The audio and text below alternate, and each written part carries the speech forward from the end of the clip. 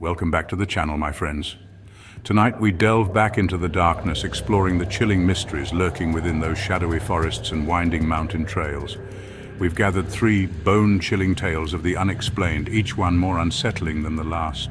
Stories whispered around campfires, passed down through generations, each centered around those eerie, unexplained lights that dance within the darkness.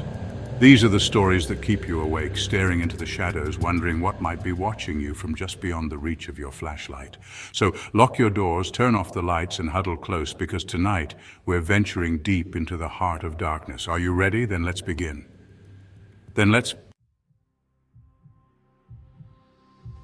Our first story takes us deep into the heart of the Appalachian Mountains, a place of rugged beauty and ancient secrets. A group of friends, eager to escape the hustle of city life, set out on a weekend hiking trip. They were filled with the spirit of adventure, their backpacks laden with supplies and their hearts light with anticipation. But as the sun began to dip below the horizon, casting long shadows through the dense forest, their excitement took a dark turn. The trail, once clearly marked, seemed to twist and turn in confusing directions. They pressed on, their unease growing with each passing moment, the silence of the woods broken only by the sound of their own footsteps. It was then that they saw it, a faint ethereal glow emanating from deep within the trees. At first they dismissed it as a trick of the light, a figment of their tired minds playing tricks on them. But as they continued, the light grew stronger, pulsing with an unnatural rhythm. It beckoned them forward, an irresistible siren song in the deepening twilight. One by one, their senses seemed to dull, their better judgment clouded by an unspoken fear. They followed the light, their pace quickening, their breath catching in their throats. The trees around them seemed to close in, their branches twisting into grotesque shapes, like skeletal fingers reaching out to grab them. The air grew heavy, thick with an oppressive sense of dread. They finally emerged into a small clearing, the light now a blinding beacon in the center. But any relief they felt was short-lived, for it was there, bathed in that unnatural glow, that they made a horrifying discovery. A small, dilapidated cabin stood before them, its wooden walls rotting and overgrown with vines. And it was there, just outside the cabin door, that they found their destination. The light emanated from a lantern, its flame flickering wildly in the night air. But it was what lay beneath that lantern that chilled them to their core. A human skull, bleached white by the sun and picked clean by scavengers, stared back at them with empty sockets. Panic surged through the group, their earlier fear replaced by a primal need to escape. They turned to flee, to retrace their steps back to the familiar safety of the trail. But the forest had changed. The path they had been following was gone, replaced by an impenetrable wall of trees. They were lost, hopelessly turned around, their way blocked by the unforgiving wilderness. For hours they wandered, their cries for help swallowed by the dense foliage. The light from the lantern seemed to follow them, a malevolent presence stalking them through the darkness. They stumbled through the undergrowth, their clothes torn, their bodies weary, hope dwindling with each passing moment. As the first rays of dawn pierced through the canopy, they stumbled upon a dirt road, a beacon of civilization in the vast wilderness.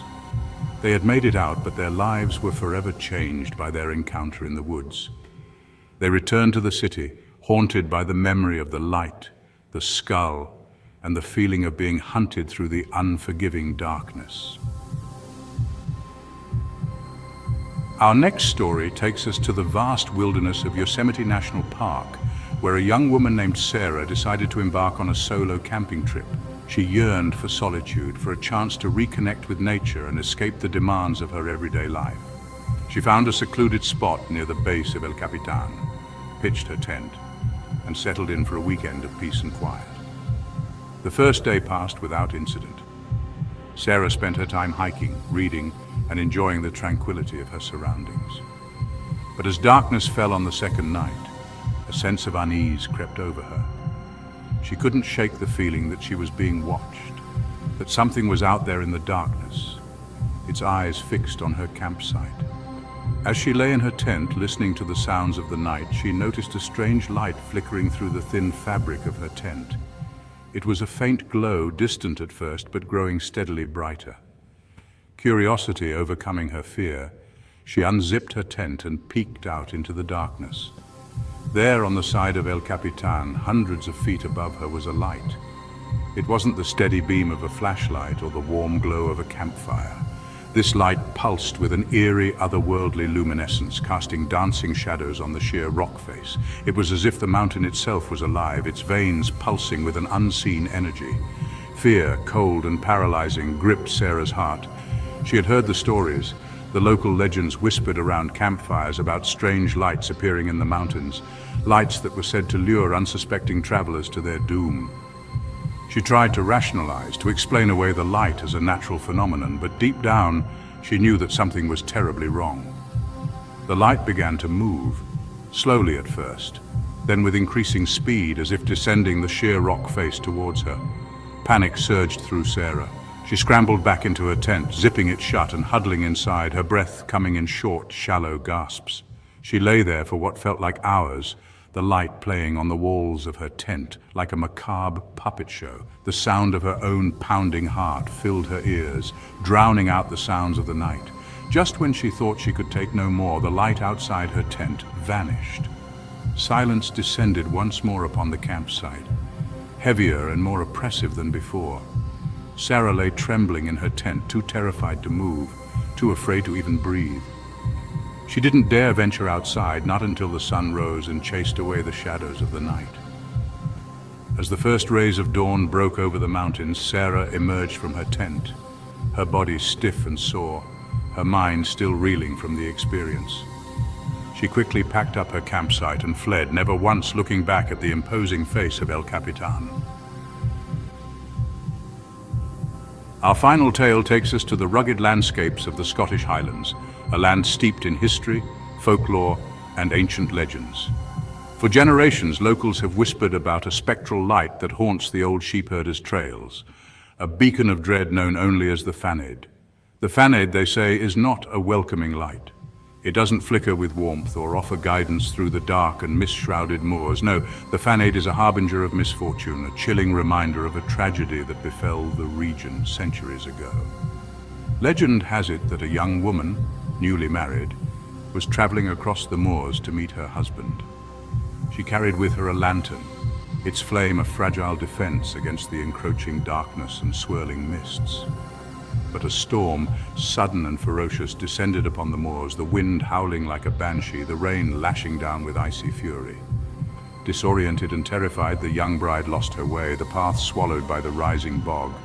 She stumbled through the darkness, her lantern extinguished, her cries for help swallowed by the fury of the storm. Her body was never found, lost to the unforgiving embrace of the bog. Now, they say, her restless spirit roams the moors, her lantern a ghostly glow that appears on stormy nights. Some say it's a warning, a beacon to ward travelers away from the treacherous bogs. Others believe it's a plea for help, the young bride's soul forever searching for her lost love. Whatever the truth, the locals avoid the moors when the mists descend and the wind howls like a mournful lament. They know that to follow the Faned is to court disaster, to risk being drawn into the same watery grave that claimed the young bride centuries ago. There are stories whispered in hushed tones of travelers who, blinded by arrogance or ignorance, dismissed the legend of the Faned as mere superstition. They ventured onto the moors on stormy nights, their flashlights cutting through the mist, their laughter echoing through the darkness. They were never seen again. There you have it, my friends. 3 chilling tales of unexplained lights and the darkness that surrounds them. The next time you find yourself venturing into the wilderness, remember these stories. Pay attention to the whispers of the wind, the shadows that dance at the edge of your vision. And if you see a strange light beckoning you from the darkness, turn back. Don't let curiosity or arrogance lead you astray. Some mysteries are best left unsolved, some paths better left untraveled. Thank you for joining me tonight. If you enjoyed these stories, be sure to give this video a thumbs up and subscribe to the channel for more tales of horror and the unexplained. And until next time, my friends, sleep well. if you can.